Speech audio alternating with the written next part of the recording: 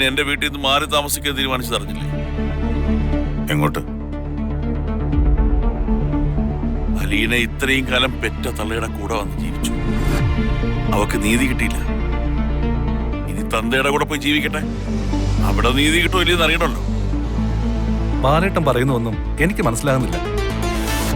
കൊട്ടാരമറ്റത്തിൽ ഔത കുട്ടിയുടെ മകൻ സ്റ്റാൻലി.